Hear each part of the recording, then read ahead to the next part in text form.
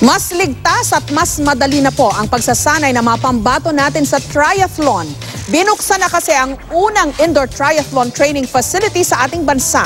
Maki-time out muna tayo kay Chino Trinidad. Sa nais makapaghanda sa isang triathlon event, kailangan ng malaking espasyo para may sapat na ensayo sa paglangoy, pagbibisikleta at pagtakbo.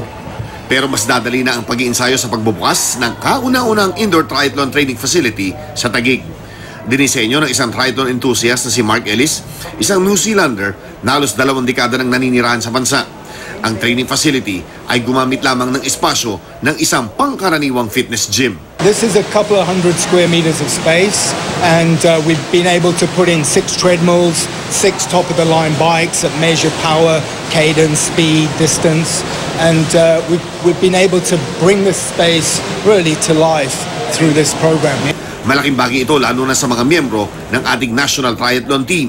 Si Waki Baniked, na isa sa mga pinakamalaking pangalan sa Iron Kids, isa sa mga unang nakasubok ng indoor facility. Safe ka po dito, wala pong disgrasya po mangyayari po sa iyo. Ang 2015 Southeast Asian Games medalist sa triathlon na si Claire Adorna, naniniwala na mas mapagbubuti ang kanyang training efficiency dahil sa mga stationary bikes at treadmill kung saan masusukat ang progreso ng kanyang ensayo. Kunwari, minsan hindi mo naman mapipigilan yung weather. So, minsan may mga bagyo. Minsan napipigilan tayo mag-training outside. So, maganda na meron ng indoor triathlon. So, at least kahit na may mga dumating na aberya outside, magagawa mo siya indoor.